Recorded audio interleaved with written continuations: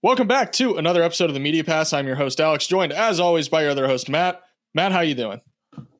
Alex. And really quickly, everybody who is a work from homer, I know I didn't answer your question, but just go with me here. Everybody who's a work from homer, okay, and who watches us on their TV while they work, so like as a background noise, I want you to take your head and move it upwards towards your TV. I know I'm being elitist, imagining that everybody has their TV hung up on their wall, but I want you to look at us for a second, and I want you to see the shirt I'm wearing. Look at that. It's cold in my house right now. It's really cold. I was wearing a jacket, but I took it off just because I wanted people to see my shirt, the one that Alex has got coming in the mail, because we are sponsored by Basketball Reference.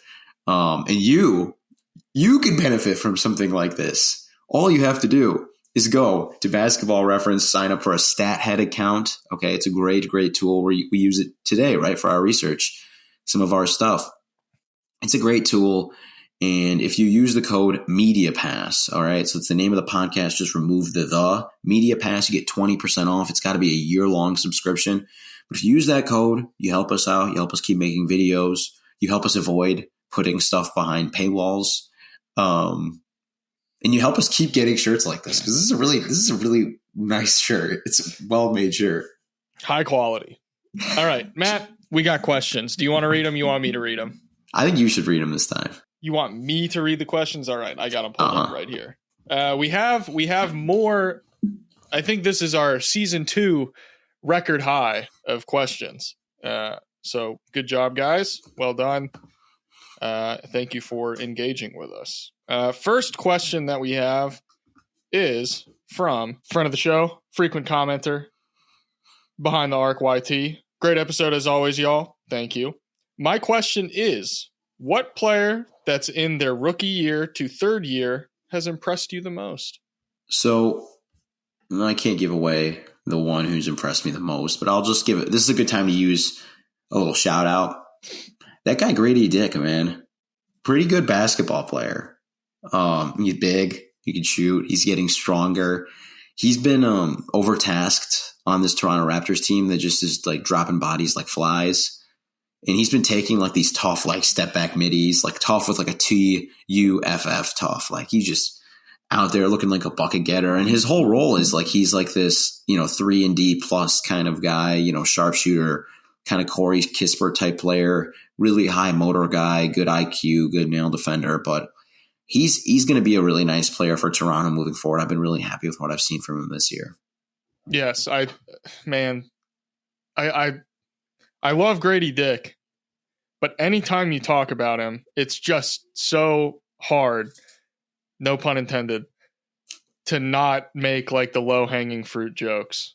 So we're going to move on to the next question. I completely agree. Well, I guess I should answer the question too, shouldn't I? Before he got hurt, Chet Holmgren looked pretty dang good. Really unfortunate that he not just got hurt, but got hurt the way he did. And I'm not going to go on my soapbox, but if you're using this injury as like a reason to say like the stuff about Chet being injury prone was right all along, like you did not watch the injury. Because I think for like 95% of people, if that happens to them, they probably fracture their hip as well. Like he fell. Did you see the video of the injury? I watched the game. Yeah. It's like, it's not like a gruesome, like brutal injury, but like the dude fell sideways out of the air onto his hip. Like you're gonna break a hip if you do that. Like, unless you're LeBron James, who just like is impervious to that stuff. Anyways, I won't go too in depth on that. Dyson Daniels, I just want to give him a shout. He's another guy who has really impressed me. He's been phenomenal. But we might talk about him a little bit more. So next question we got from frequent commenter, friend of the show. I love seeing the frequent commenters. It puts a smile on my face. Matt with 1T in the legendary Alex Hoops. I'm ready to marry the pod. Thank you. I am happily married, so I'm going to have to respectfully decline. I'm for it. I'll do whatever. That's all you. Do you guys enjoy Sohan basketball because that guy has got aura? I know he's got weaknesses, but he looks great. I bet you guys like his one-handed free throw too. Asking about Jeremy Sohan. Do you have strong opinions about Jeremy Sohan? Because I do. I sometimes do, sometimes don't. I think I do. I think I have some strong opinions about Sohan. I think one of the best podcasts me and you ever did, and one of the most important podcasts we've ever done, was when we discussed kind of Sohan's archetype, the 3-and-D wing / forward who's not really a three, more of a defense. And you're like, can they ever develop the shot? Can they ever be good enough offensively? And we landed on that conclusion is like, if you're not going to learn how to shoot, you got to be kind of like Aaron Gordon, really physical, dunker, spot roller, just attacking, not being, because you're going to be dealing with a lot of packed paint. So you got to just be okay with it. And Sohan looked pretty good in that role this season. They were running a lot of pick and roll with him as the screener. He was attacking. He looked fearless, doing a good job of sealing, offensive rebounding, all those things you need to do to be able to stay on the floor. He's not as good of a defender as like the, Amen Asars, Tamani Kamaras of the world, whatever. So there's that. I think, but the thing where I'm kind of interested in is, we've heard a lot of talk with the Wemby stuff. He's not getting inside and being physical, and he's taking a lot of threes, because God forbid anybody takes any of those. I wonder how much of Wemby's lack of interior presence this year was because of Sohan's presence on the team and how much he kills the spacing and how hard it is to have both of them in there, and how they would have to use Wemby as more of a spacer so they could keep Sohan on the floor offensively and use him as a roller screener or whatever, kind of like how the Nuggets do with Jokic and Gordon. But that's just a theory. I haven't looked into the data of how much that affects Wemby's paint presence. Just something I'm going to be monitoring moving forward. Yeah, I definitely have watched, I guess, proportionally, because we're only I don't know how many games into the season, 10, 11, 12. Proportionally speaking, I watched more Spurs games last year than I've watched so far this year in terms of percentage of total games watched. And so I don't know how much has changed this year, so I don't want to speak on this season. But I felt like, and this was definitely true because Greg Popovich was saying, we're trying to have him play point guard, basically. And for a lot of reasons, that was a misstep. For some reasons, I think I understand the logic. And it seemed like they're trying to get him to establish some complementary skills outside of just being like that 3-and-D who can't really shoot. Like they were trying to extract extra value so that when he's on the floor, he's not just, throw him in the dunker spot while Chris Paul and Wemby run a pick and roll, or like you have to camp Wemby out on the wing above the break and Sohan's pretending to space the floor. It's like, I think they're trying to figure out what his long-term fit is. I agree that one of his better pathways to success is going to be like that kind of Aaron Gordon type, who you're not running offense through him, but if he ends up with the rebound on the defensive end and he's the one pushing the ball up the floor, you're okay with it. Situations like that, it's like, I understand his utility. But right now, when I watch him, it's a lot of good defense and sometimes very awkward offensive fit. That being said, I'm not going to write the book on Jeremy Sohan yet, but I'm not the biggest Jeremy Sohan guy, if I'm being completely honest. I'm not going to get on some of my soapboxes about him. Word of the day is soapbox. Next comment, next question. From Naj Peterson. Hey, I'm sorry for spelling your name wrong, Matt, but I am glad to hear that you plan to pursue making some video content. Not a question, but appreciate the comment. Mr. Born to Win 00. Hey guys, long-time listener over here, frequent commenter, friend of the show. Excuse me, I'm so sorry. Keep up the good work. Thank you. Just wanted to get your opinion on the Kings so far. Last year, they were ranked a mid-offense and a mid-defense, but the year before that, they were a top offensive team in the league. Wonder if you think they can get back to top offensive team while keeping or slightly improving their defense. If not, what can be done to get them there? I've been.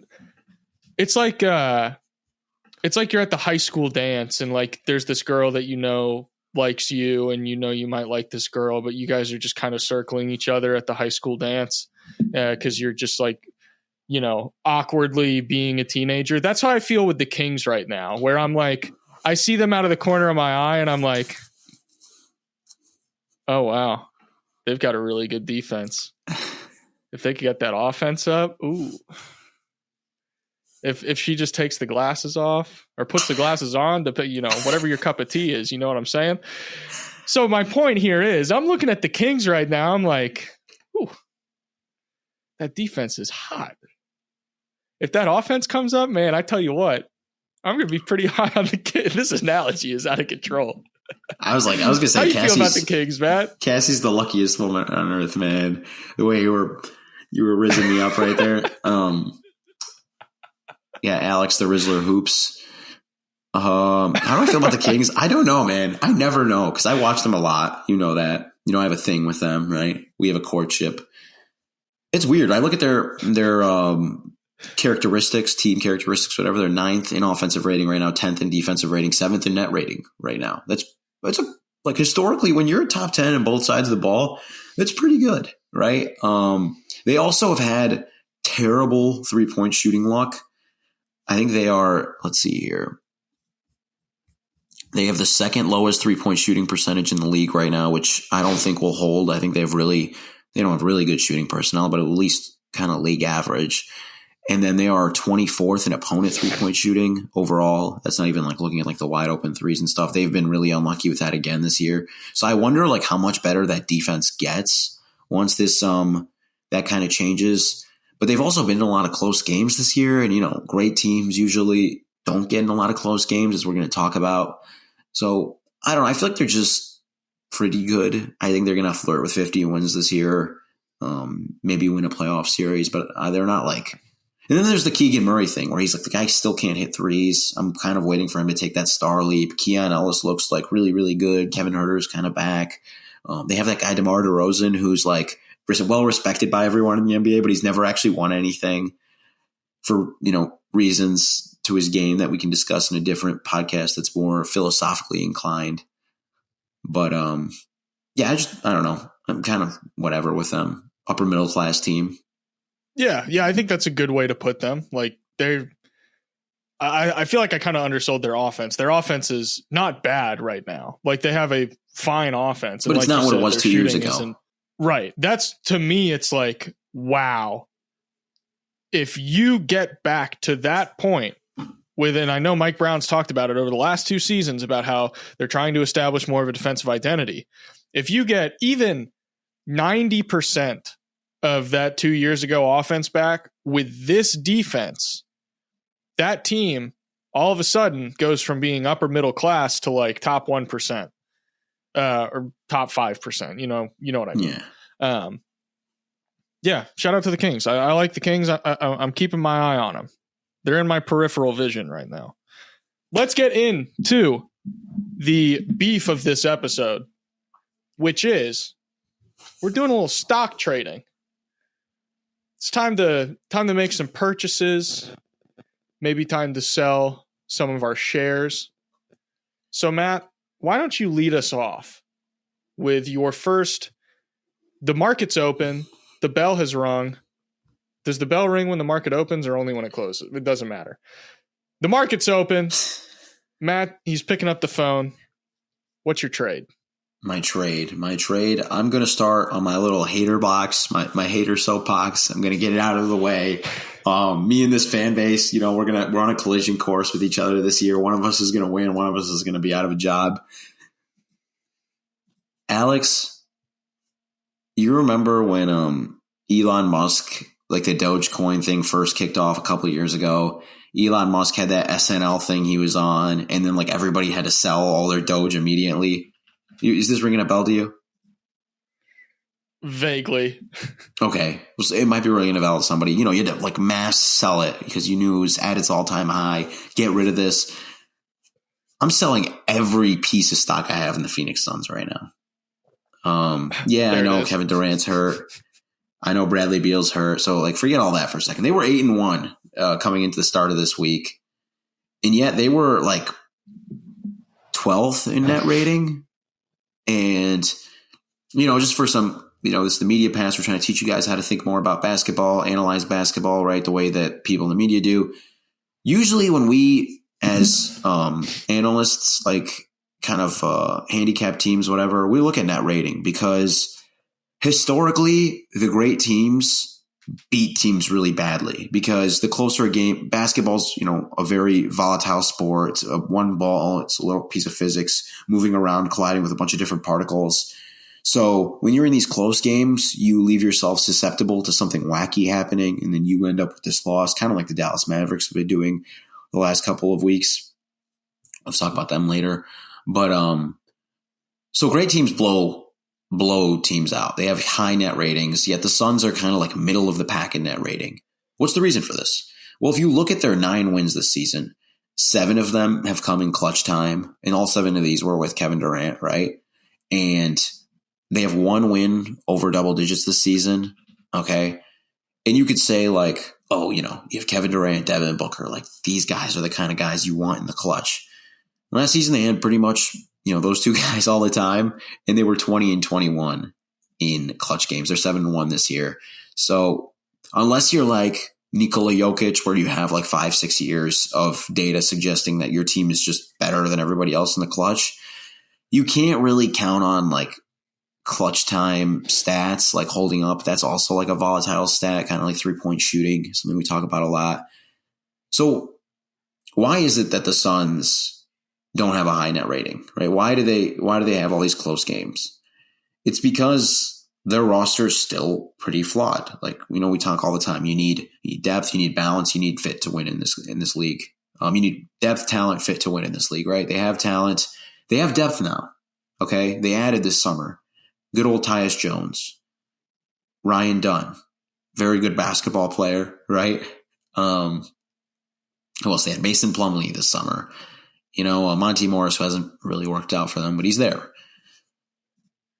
But the problem is they can't put together a 5-man lineup that they have all the. So, in basketball, to win, you need on-ball scoring. You need spacing. You need rim pressure. You need rim protection. You need defensive playmaking. You need physicality. You need point of attack defense, right? And the best teams, they put together a 5-man lineup that's not missing any of that, right? The Boston Celtics, they can put together a lineup that has all of it. The Denver Nuggets, when they used to have KCP and they used to have balance and all that, right? They can put together all of that. The Suns can't do that. First of all, they have an over-reliance of Tyus Jones on offense, right? They need him to kind of keep the ball from getting sticky. Okay, they need his ball handling. Last year, they were, 29th in the league in turnover percentage without Tyus Jones. Now they're middle of the pack. The problem with Tyus Jones, as we saw against the Kings on Sunday, he's a very easy guy to hunt on defense, okay? Very easy. It's not like, trying to hunt Grady Dick, because Grady Dick is not a good defender, but he's 6'8". Tyus Jones is not a good defender, and he's 6 foot tall, okay? And the Kings just ate him alive in overtime. You watch that overtime, DeMar DeRozan, De'Aaron Fox took turns putting him in the action. They scored literally every time. And that feels pretty sustainable because they're great mid-range shooters, shooting over a guy who's 6 foot tall. But the problem is if they take him out, put in Ryan Dunn, you lose his ball handling, his playmaking. And to this point, Devin Booker, Kevin Durant haven't proven that they can anchor that by themselves. So then you're like, okay, fine, let's go Kevin Durant, Devin Booker, Bradley Beal, Tyus Jones, Ryan Dunn. That kind of gets everything, right? Well, then you lose rim protection. You lose size. You lose rim pressure, right? You don't have a big man out there to roll, protect the rim. Yusuf Nurkic is having an incredible rim protecting season, right? So how do you add him in? So they have like all these guys who can do things, but you can only play 5 guys at once, and they can't put together a lineup combination that gives them, that elite level balance that we keep trying to get to with these championship contenders. I think they're a very similar team to the team they were last year, and that's why I'm going to sell all of the stock. I'm not going to talk about them as like a Western Conference Finals contender. I'm just going to put them kind of in the, just a cool. Like they're good. They're going to win 50 games this year, but not anything more than that to me. Yeah, it was interesting while you were talking about the lineup stuff. Obviously, lineup data right now is pretty spotty. It's going to be probably, I think, 5 or 6 games before that starts to take a clearer picture. But out of curiosity, I looked at what their numbers are per cleaning the glass, garbage time filtered out, and heaves filtered out. What their lineups and their success looks like with Tyus Jones on the floor and with Tyus Jones off the floor. And it's not the biggest difference in the world, but it is noticeable. In 797 possessions with Tyus Jones on the floor, they're minus 1.4. With Tyus Jones off the floor in approximately 391 possessions, they're plus 4.1. And what that tells me is not just, oh, yes, they, even though their offense isn't, especially spectacular with Tyus Jones off the floor, or even with him on, their defense improves to 111 points per 100 possessions allowed. But still, it's not a scenario where, okay, Tyus Jones is off the floor, everything goes up to like an elite level, or there's like this 5-man combination that just balloons to an elite level. It's like they go from like a slightly not good team to a slightly good team. Like it's not like they're plus 15 with Tyus Jones off the floor. They improve what I would consider an amount to be relatively marginal. Point being with all this, I'm with you that obviously we're still early, but I'm yet to see like what is the right hook that this team has aside from just like Kevin Durant tough shot making. And credit to Kevin Durant, I believe his shot. I know there's been some criticism towards the term shot diet lately, but his shot diet has changed quite a bit. He has the highest rim frequency that he's had since Golden State. 21% of his shots are coming at the rim, which isn't a ton, but you look at last year, 18% of his shots were coming at the rim. Year before that, 15% of his shots were coming at the rim. Year before that, 14%. Year before that, 19%. So there's definitely been like a philosophical change for Kevin Durant. Same with 3-point frequency. His 3-point frequency is the highest it's been since Golden State, which is something Kevin Durant's frequently, rightfully or wrongfully, that's for other people to talk about. He's criticized for his 3-point volume. So I don't know. I'm holding on to some of my stock of the Suns because I still feel like they're in the figuring it out stage, like a lot of teams are. But in terms of like putting a significant amount of my money allocated towards investing in teams, I wouldn't be putting a ton of my money in them being like a Western Conference powerhouse. I think they'll be like you said, I'm with you. I think they're a very good team. They're, I'm probably a little higher on them than you are. I think they'll be a good team. The floor for this team is good team. I guess we haven't seen that ceiling raiser from them yet. That 1-2 punch that's going to just blow teams out of the water. Not saying that doesn't exist, just that it hasn't been revealed yet or found yet. So let's move on to my first pick, unless you have anything else to say about the Suns. I'll say just this. I want to add this caveat. Oh, sorry. Just want to add. No, go ahead. Like, I think there is like a solution to fix this. It's just like it would be that like Devin Booker becomes the kind of playmaker Tyus Jones is, which is a big ask. And I think Devin Booker's gotten a little bit better this year, a little bit sharper as a playmaker as he has every year of his career. But I think that'd be like the only way to fix it, because then you could bring in the Ryan Dunn for Tyus Jones and still get that like Tyus Jones impact from Devin Booker. But again, we've been waiting on that for a while, and it hasn't really happened to that level yet. I'm with you. Let's talk about the Houston Rockets, because I was sitting here going through team net ratings the other day, looking for stuff to talk about, trying to figure out what my next video is going to be, trying to be the first to a story, stuff like that.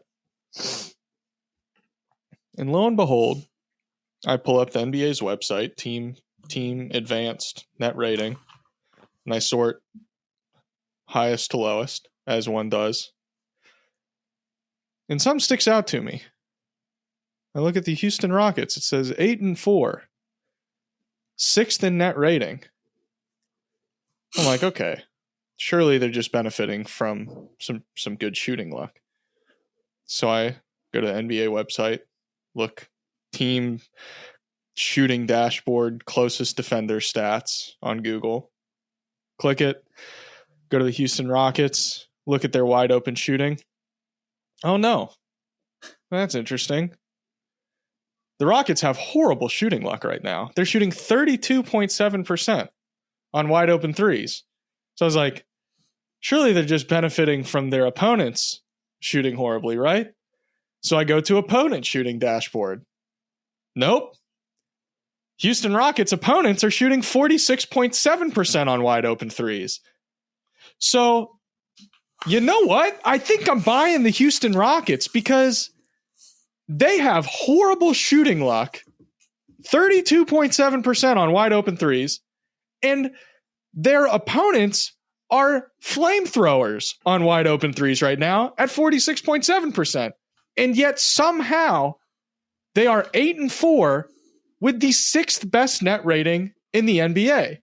And why is this important? Why am I pointing out the shooting luck? Because that stuff is stuff that will even out for them. Do I think this team is a team that's going to shoot 32.7% on wide open threes over the course of an entire season? No team's, theoretically, no team's going to shoot that bad on wide open threes over the course of an entire season. So that's going to come up. Well, the Orlando Magic might. Sorry, Magic. The floor for them, if they're already this good shooting this bad on wide open threes, that's something to raise their floor a little bit. Then you look at their opponents shooting. If their opponents are shooting 46.7% on wide open threes, is that going to go on the whole entire season? Are they going to benefit, or are they going to be the unfortunate beneficiaries of such horrible opponent shooting luck? No. So that's another thing that's going to raise their floor. And I haven't looked at their schedule, but from just like off the top of my head, like they've played good teams. Like they've had tough teams that they've had to go toe to toe with every single night. And they've only lost 4 games, and they've been this good. And Jalen Green, you can buy or sell with him. Like obviously, if you look at Jalen Green, any 10 game stretch throughout the course of his career, you're going to see wildly different things. Jabari Smith Jr.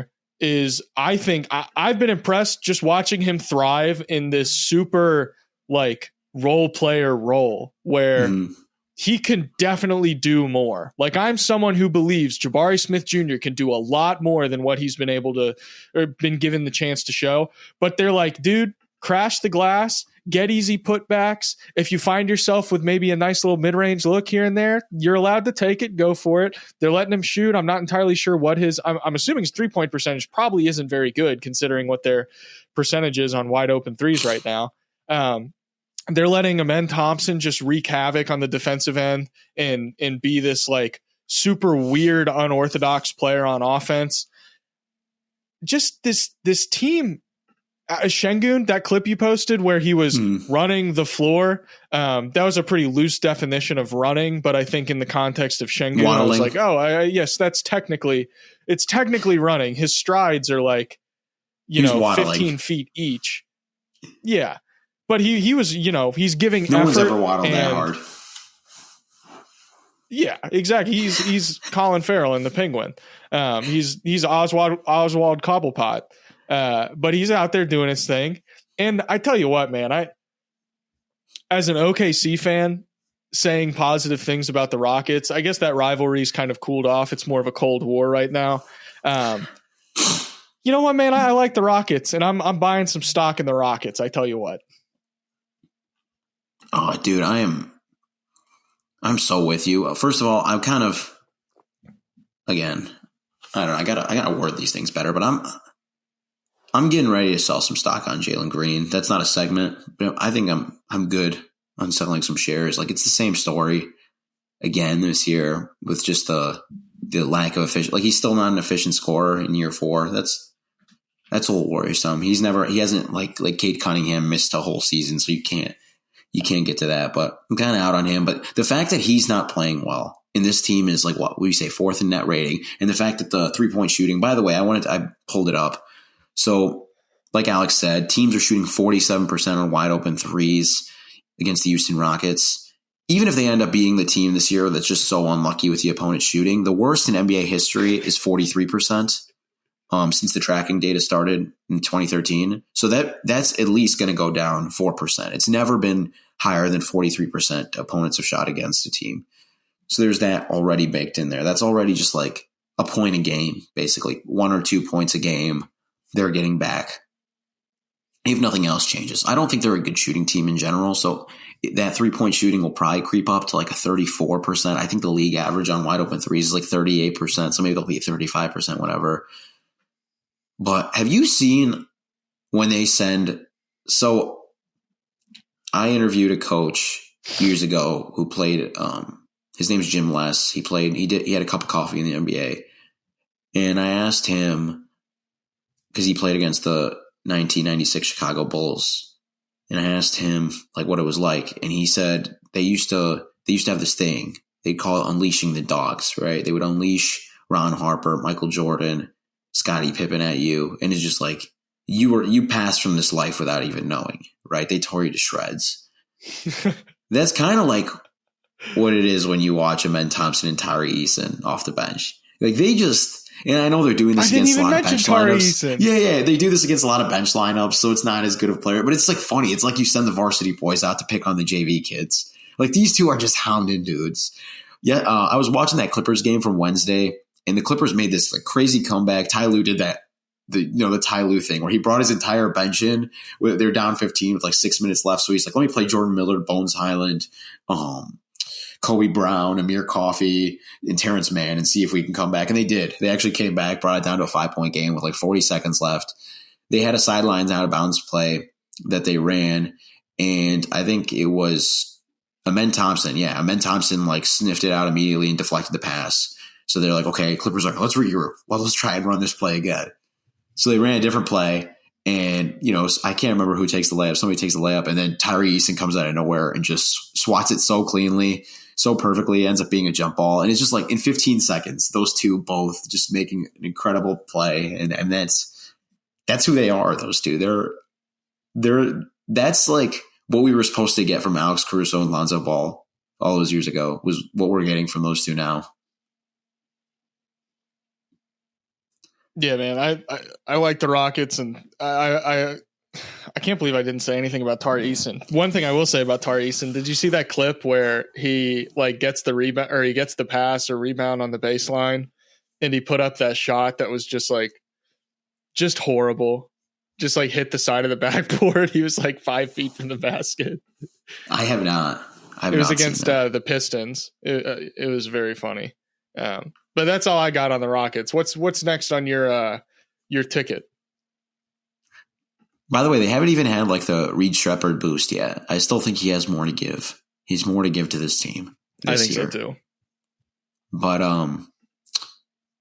we're gonna go switch it over to a player specific. Earlier, that question was asked: which player who's a rookie between rookie and junior that's impressed you the most? One guy last year I was super critical of, and I'm like, man, I think the Wizards messed up here. I think I take Toumani Camara over him. I said something like that, I'm sure. Bilal Coulibaly is hooping right now. Like he is on one. Like the Wizards are not good. This guy Bilal Coulibaly though, he's averaging 16 points per 75 possessions, which is right above league average. The thing that's really got me interested is 66% true shooting on a bad team where he's got like a bigger role now. He's shooting 89% at the rim right now, and it's never going to hold up. But the fact that it's the rim shooting that's boosting his true shooting is super, super promising because as we've talked about a lot between rim, mid-range, and three-point shooting, the stat that's the most sustainable is the rim shooting because it's closer to the rim. There's less physics involved, less variables, right? He looks super aggressive. He's attacking with conviction and decisiveness. He looks strong. He looks like he's added some muscle to his frame. And that's just, it's super impressive. And so when I was last year, right, when I was low on him, I was envisioning him as like a 3-and-D role player, like these guys we talk about with OG, Ananobi's of the world, whatever. Could he be like that? And my problem was, I'm like, he's not like this elite defender like a Sar and a Man. And his 3-point shot is just so slow, right? He's got a very exaggerated dip off the catch. Takes him a second to get that going. And it's still the case this year. You could look at his 3-point volume. He's in the 15th percentile. That's usually a telltale sign that a guy has a slower release. But I didn't see this on-ball element where I'm like, okay, maybe he's not going to be OG Anunoby. He's more like Scottie Pippen.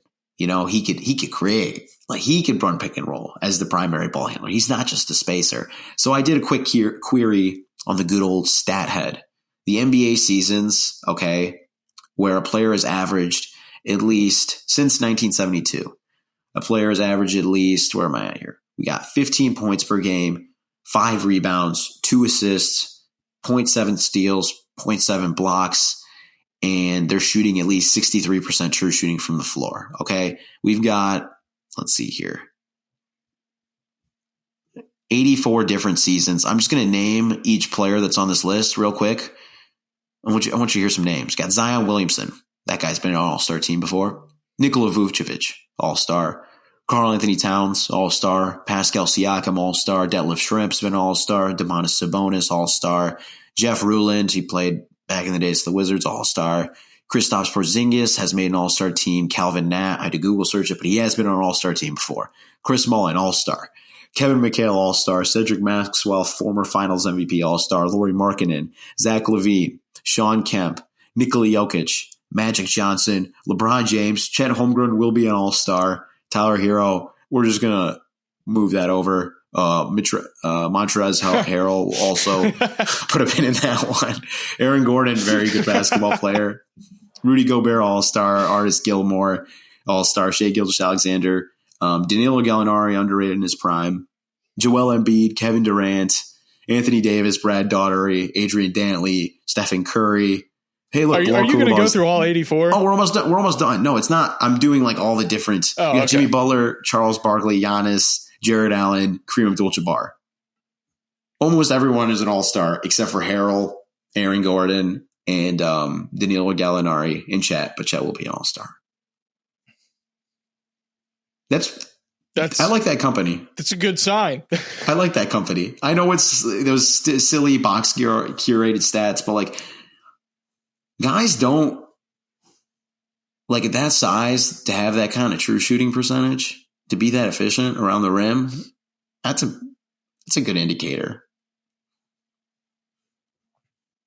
Yeah, he was one guy that I was like, I really, really wanted OKC to end up with, because I think he's like, imagine OKC's gonna be fine. They're fine right now, and they don't have Chet Holmgren and Isaiah Hartenstein. Different pod. We might have to do a whole pod on them.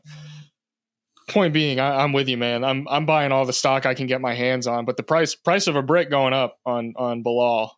He is something else. For the sake of time, I'm going to move into. I may cut my last choice here off if we run too long, but I'm buying, drum roll, the Denver Nuggets after spending a lot of the offseason being very low on them. And one thing I guess I just didn't factor into the equation is Nikola Jokic, like, being maybe one of, if not the greatest floor raiser in maybe the history of the NBA. And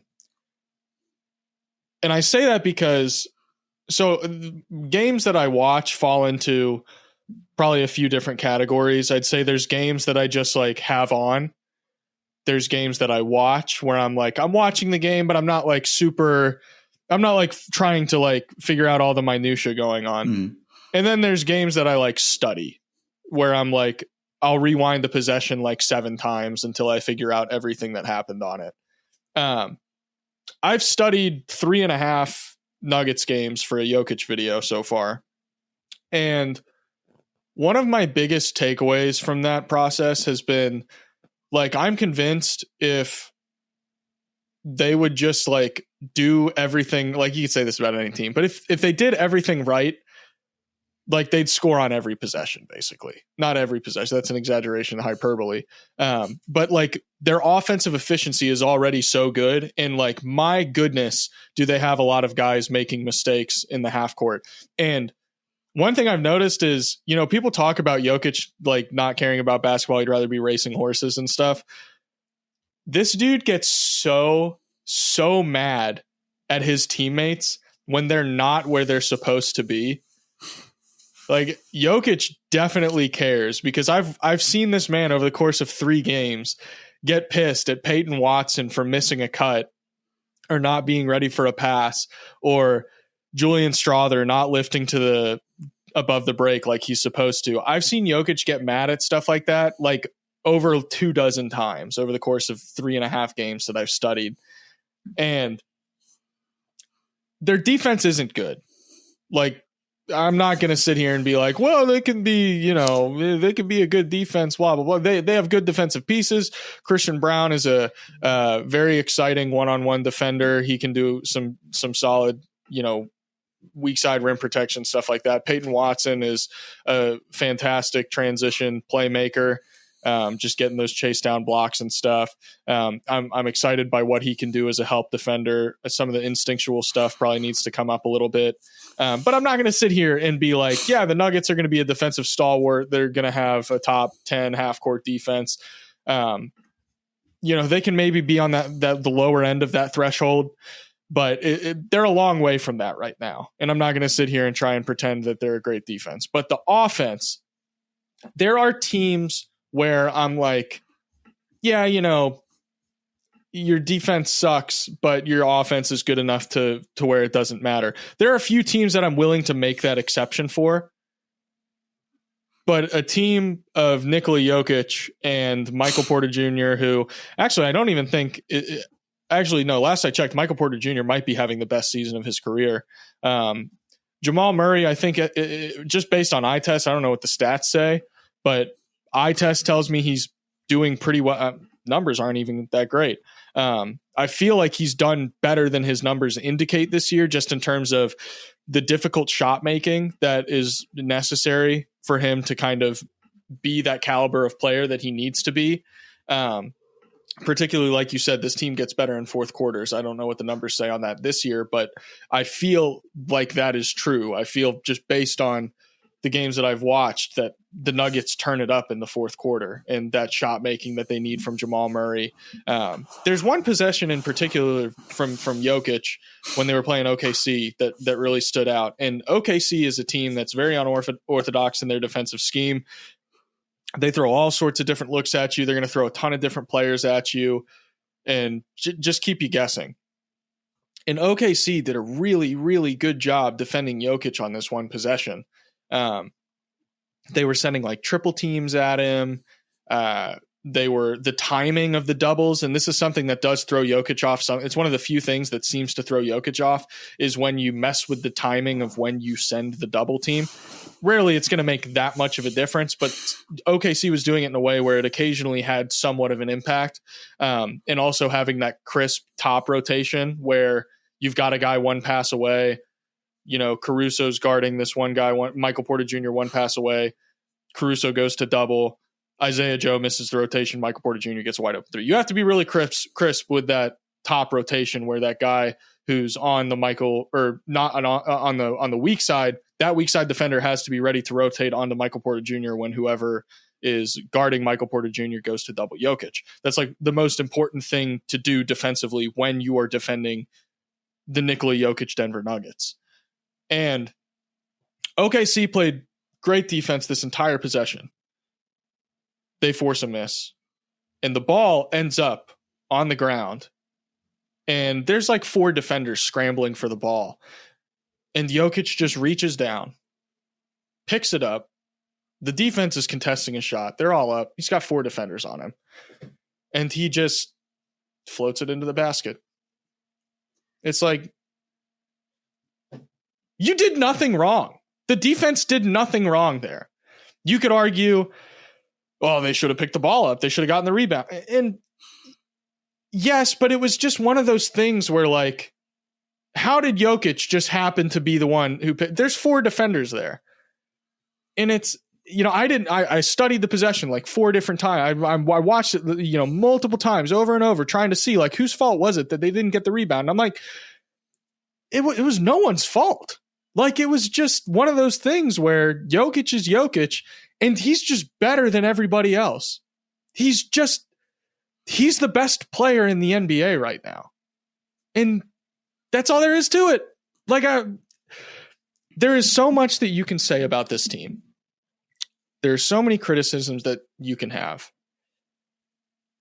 But it's the same that we ran into with LeBron James, where if you got LeBron James, if you got Nikola Jokic, you got a chance, because he's just going to make everyone else better. It doesn't matter if you've got Hunter Tyson out there, who, credit, Hunter Tyson has done a lot of good things where I'm like, oh, cool. He made like a really nice backdoor cut. He's competing defensively. He's filling the lanes in transition. Nice. Like, just minor stuff that you expect from a role player. But I'm like, when Hunter Tyson's on the floor with Nikola Jokic, Hunter Tyson looks great. And I just can't count this team out until I see them just like completely crater. If the offense ever starts cratering out, then I'm like, okay, I might start selling some of my Nuggets stock. And I was low on them. I called them. I said the Nuggets weren't a contender this year. And now I'm like, maybe they are. And this team isn't bad. I got to give credit to the players. Like Peyton Watson is on pace to make a lot of catch and shoot threes this year, which is a big improvement for him. We'll see how much it holds up. Christian Brown, I think, is making huge strides in his game. My point with all of this is, it is not like the supporting cast is bad enough to make that much of a difference when you have a player like Nikola Jokic. And that's ultimately what it comes down to for them. If they got Jokic, they got a chance. Yeah, I mean, I'm with you. I think Jokic is just, we're going to have to start having like serious conversations soon about like not just peaks, like all-time careers. He's putting up more and more of these years like this. If he keeps going at this rate, there's not going to be 10 basketball players better than him in the history of this game. Nope. And so he's kind of at this level now where it's like, okay, it doesn't really matter what everybody else is doing. Like, I'm going to make sure this offense is in the top 10. And I think that's really, really, what's the word I'm looking for here? I just lost my ability to speak the English language. Really just good, right? A good indicator, we'll say. It's a strong indicator, because this roster, when I look at it, is more of like a defensively slanted roster. You have Christian Braun, Peyton Watson, these bigger bodied wings, forwards, Aaron Gordon, right? All these guys who are more inclined towards defense, less offense. So I thought this year's team would be more like, okay, 7th, 8th in defensive rating, and then like middle of the pack offensive rating. The fact that Jokic can boost this offense up the way he has, once this defense kind of starts to gel, I mean, they have like good defensive personnel. They have a guy who's proven to have great attention to detail on that end of the court in Mike Malone. I think that their defense could get to around league average, maybe a little bit better. And then you got like a really dangerous team. When you have elite offense, passable, good defense, things get interesting. So I still wouldn't put them in our inner circle. Right now, I only have 2 teams there. I think I'm moving the Knicks out of that, and maybe leave them out. That's a different conversation for a different day. But I'm liking what I'm seeing. I don't think the organization has completely killed Jokic's championship window, is what I'll say with that. Yeah, I think that's a good way to put it. Yeah. Now, so for my last one, I feel kind of like bad, because I feel like when you do a podcast like this, you need to pick like the most definitive buys and sells, whereas like there's one where it's just kind of like, I don't know how many opportunities we're going to have to talk about them this year. And I feel like we gotta give this team their flowers. I was in the arena the other day for a really just respectable victory against the Miami Heat. This is the Detroit Pistons I'm talking about. I'm going to be buying some of their defense, dude. I want to buy some defensive stock. Right now they're 12th in defensive rating, okay? And they have some of the worst opponent shooting luck. We talk a lot about that in the league. They are, let's see here, I think they were third. So they're like 46%. We said the Houston Rockets are 47%. So even if they're at the very end of the spectrum in luck, they'd still go down to that 43%. So it's a 3% boost right there. That's like 1 point, 2 points per 100. That already will move you up like a spot or two in defense. They're also missing, this generational defensive player that they have. His name's Asar Thompson. He's going to be coming back in the lineup soon. That's going to make a difference. And again, I'm only speaking about the defense. The offense is its own little disaster. But if you watch this team, they're so bought in, dude. They're so bought into JB Vicker's staff. Like, they are rotating like crazy. The thing is about this team, they don't turn you over a lot. They don't rebound super well. They still foul plenty. But what they do really well, and it sounds basic, they keep the ball in front of them. They keep the ball in front of them, and if they don't, they rotate. They make sure the ball is always in front of them, right? They're on a string. The thing they did that was smart this offseason is they added a bunch of guys who aren't necessarily great lateral movers, but they're like strong and physical. In Tim Hardaway Jr., Malik Beasley, they re-signed Simone Fontecchio, added Tobias Harris. And they're just pushing the limits of the physicality rule, the new physicality rules. Like, I watched them some sessions, and like last year, like the way they defended the strive, it would have been a foul. But with the new refereeing, they can get away with it. You add Asar, a generational defender, to that, and it's just like, I think this is going to be a top 10 defense this year. I think they have a chance of being the 7th or 8th best defense in the league. And if that happens, regardless of where your offense is at in this Eastern Conference, you're going to be in the play-in tournament. I think that would be a really nice step forward for the Detroit Pistons. I tuned into their game against the Bucks recently, and it was a heartbreaking loss. But I tuned in the fourth quarter. And so I went into that game not having any understanding of what transpired prior to that fourth quarter. And I'm watching this game, and from my perspective, they were down like probably 10 points when I tuned in the fourth quarter with like 8 minutes left. And from my perspective, I watched them scratch and claw their way back to send it to overtime.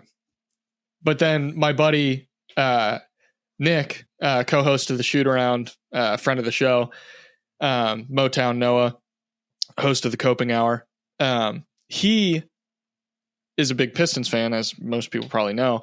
I was texting him. I was like, dude, the Pistons, like, gutsy comeback. Let's go. And he was like, man, they were up like 20 in the first half and they blew it. So he was mad that this game completely got out of hand. But from my perspective, because I tuned into the fourth quarter, I saw this awe-inspiring scratching and clawing back. And then Giannis went nuclear in overtime. Let's be real. Like, he made a mid-range shot, came down the floor again, hit a three-pointer, came down a possession after that, hit another mid-range shot. And it was like, all right, this game's over. Giannis is still one of the best players, top 3 player in the world, whatever order you want to put him in.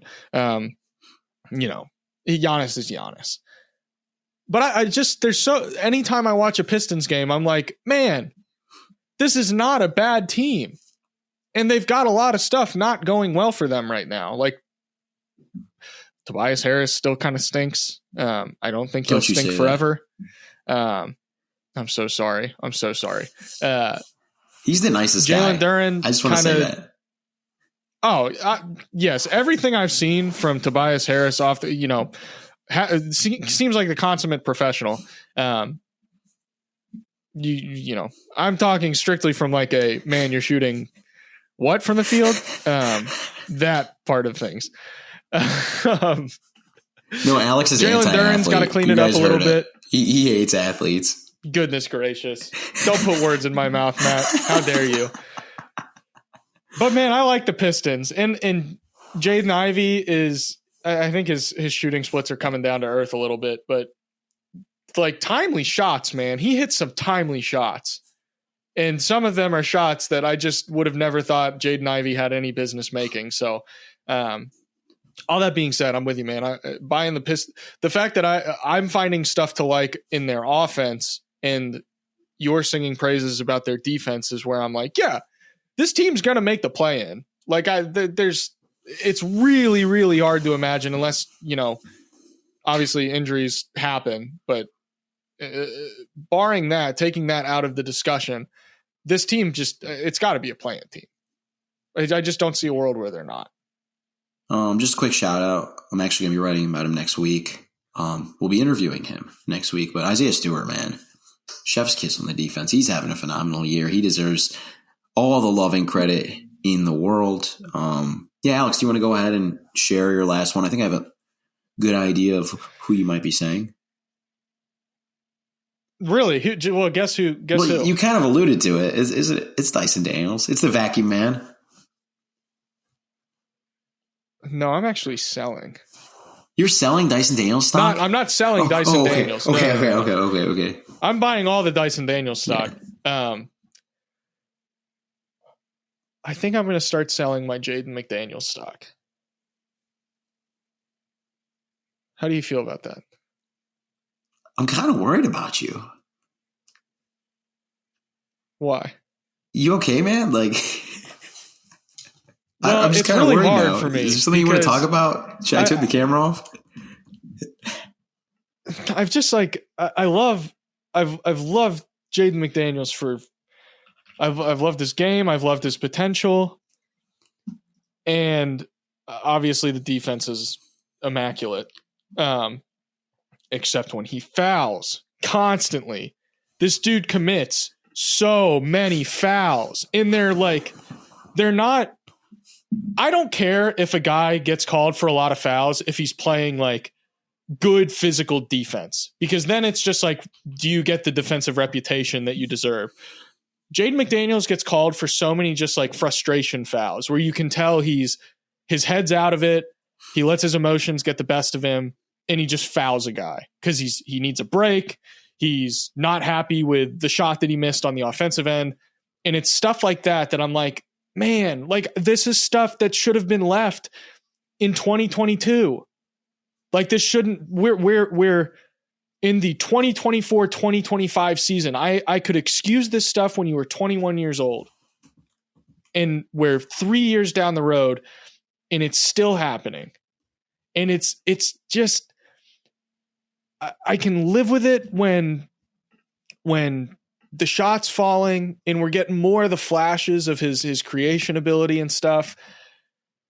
But I feel like those flashes are coming and going and they're becoming less frequent. And part of that is the changing dynamic of the team year to year, the continuity being disrupted on what feels like a yearly basis at this point. And I'm not selling his stock because I'm just like giving up on him as a player. I'm just selling the stock because I can't do it anymore. I'm wiping my hands of Jaden McDaniels.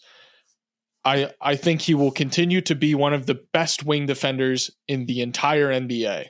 There is no doubt in my mind that he will still be one of the best wing defenders in the entire league.